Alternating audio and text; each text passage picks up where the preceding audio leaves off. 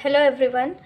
आज हम पढ़ेंगे a lecture upon the shadow. जो पोइम है written by John Donne, metaphysical poet. जो जॉन डन है वो मेटाफिजिकल पोइट है, हम लोग सब जानते हैं, फेमस पोइट है जॉन डन, मेटाफिजिकल एज के। इसके अंदर इन्होंने जो पोइम है वो अपने बिलव्ड को एड्रेस करके लिखी है। और शेडोज़ का मतलब है ड्यूलिटी इन लव। मैंने लिखा है यहाँ पे ऊपर, अगर आप लोग को दिख रहा है तो एक बार देखिए। शेडोज़ का मतलब है ड्यूलिटी इन लव। यहाँ पर लाइन है 26 लाइन्स, थीम है लव और स्टेंजा है 13 lines in each stanza. 13 line का एक स्टेंजा, 13 लाइन का दूसरा स्टेंजा, मतलब टोटल 26 लाइन का है। और इसका थीम लव है। ये आयम्बिक पेंटामीटर यूज़ हुआ है इस पोएम के अंदर। आयम्बिक पेंटामीटर आप लोग लिख लीजिए, आयम्बिक पेंटामीटर इस पोएम में यूज़ हुआ है। एक्चुअली पोइट अपनी बिलव्ड के साथ में कुछ टाइम स्पेंड करता है और वो देखता है कि जैसे जैसे दिन घटता जाता है उनकी जो परछाई है, शेडोज़ है, वो भी घटती जाती है और बिल्कुल नून हो जाता है, एकदम एट द टाइम ऑफ नून। तो वो जो उनकी परछाई है वो बिल्कुल वैनिश हो जाती है एकदम। उसके ऊपर ही फिर पोइट ने अपनी ये पोएम लिखी है, अपने बिलव्ड को एड्रेस करते हुए। मैंने आप लोग को बता दिया कि addressing to his beloved and symbolize God. God को सिम्बलाइज किया है एज ए बिलव्ड, अपने प्रेमिका के रूप में। This poem puts emphasis on intellect and wit as against feeling and emotions. जो ये पोएम है वो एम्फेसिस करती है, मीन्स जोर देती है किसके ऊपर? इंटेलेक्ट एंड विट, विद्वता और बुद्धि के ऊपर। As against feeling and emotions, भावनाएं और फीलिंग्स और इमोशंस जो है इसके अगेंस्ट बुद्धिता और विद्वता पर जोर देती है, न कि फीलिंग और इमोशंस के ऊपर। आई थिंक मुझे आप लोगों को एवरी स्पेलिंग्स का मीन बताने की नीड नहीं है, ऑफ कोर्स आप लोग इंग्लिश लिटरेचर के स्टूडेंट्स हो। The poet asks his beloved to stand still. जो पोइट है वो अपनी प्रेमिका को कहता है कि वो वहीं खड़ी रहे, and he will read to her a lecture on love's philosophy. और वह उसे प्रेम की जो दार्शनिकता है, लव्स फिलोसॉफी पर एक लेक्चर देगा। The poet tales his beloved the importance of shadows. जो पोइट है वो अपनी बिलव्ड को इम्पोर्टेंस ऑफ शेडोज़ जो है, शेडोज़ की इम्पोर्टेंस के बारे में, महत्वपूर्णता के बारे में बताएगा। एंड सेज, और कहता है that if their loves continue till noon, यदि उनका जो लव है वो टिल नून, दोपहर तक चलता है, they shall make new shadows in different direction, तो वे नई शेडोज़ बनाएंगे अलग दिशा में। The shadows caused by the sun blinded others. Now the shadows caused by their love will blind their eyes. इसका मतलब है कि जो शेडोज़ हैं वो धीरे धीरे जो लोगों के लिए तो क्या हो जाती है, गायब हो जाती है ना। जैसे जैसे सन सामने आता जाता है, हमारे सर के ऊपर आ जाता है, तो शेडोज़ तो गायब हो जाती है, लेकिन जो उनके प्यार की जो शेडोज़ हैं वो उन्हें ब्लाइंड कर देती हैं, देयर आइज़, उनकी आँखों को अंधा कर देती है। 3 स्टेज ऑफ शेडोज़। यहाँ शेडोज़ की 3 स्टेज कौन कौन सी है? Morning, Noon, at the time of noon and at the time afternoon.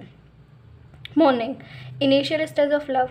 Morning तो जो है वो इनिशियल स्टेज है लव की। कैसे है आप लोग देखते हैं कि सबसे पहले जो छाया है, परछाई है, शेडोज़ है, वो भी धीरे धीरे स्टार्टिंग होती है। सुबह सुबह कितनी हल्की हल्की सी शेडोज़ रहती है, वैसे ही लव का भी है। नून में, before noon, shadows are constantly growing shorter.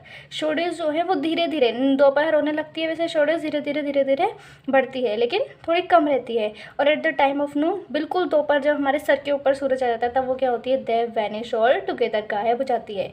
And constantly grow longer, और फिर बाद में बढ़ती जाती है, वापस से दोपहर के बाद वो बढ़ती जाती है। और दोपहर के बाद जब शाम हो जाती है, मूविंग अपार्ट, वह पूरी तरह से गायब हो जाती है। वेस्ट वार्डली डिक्लाइन, जो पोइम के अंदर एक वर्ड आया है वेस्ट वार्डली डिक्लाइन, सनसेट जो है, इसमें पोइट ने बोला है कि if the light of their love, कि यदि उनके जो प्रेम का प्रकाश है decreases along with the sunset, जैसे जैसे सनसेट होता है परछाई भी गायब होने लगती है ना, वैसे वैसे ही अगर उनका लव भी गायब हो गया या ख़त्म हो जाता है तो अलॉन्ग विद द सनसेट, तो इसका मतलब क्या होगा?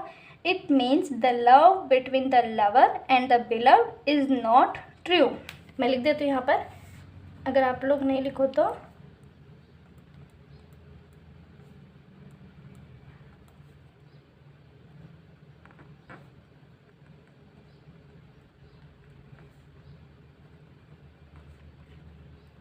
यहाँ आप लवर की जगह पोइट भी लिख सकते हैं, the lover, the poet and his beloved.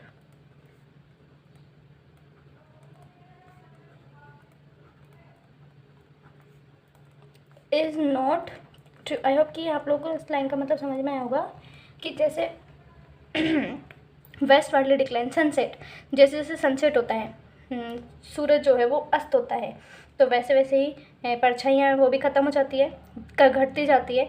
वैसे ही पोइट ने बोला है कि अगर सनसेट के साथ हमारा लव जो है वो भी डिक्रीज़ हो गया, तो इसका मतलब क्या होगा, it means the love between lover and his beloved, कि तुम्हारा और मेरा जो प्रेम है वो ट्रू नहीं है, सच्चा नहीं है। ऑलमोस्टली मैंने सारी जो पोइम की जितनी भी इम्पोर्टेंस चीज़ें हैं वो सब कवर कर दी हैं, बट फिर भी आप लोगों को अगर लाइन टू लाइन एक्सप्लेनेशन चाहिए पोइम का, तो आप लोग कमेंट सेक्शन में कमेंट करके बताइएगा।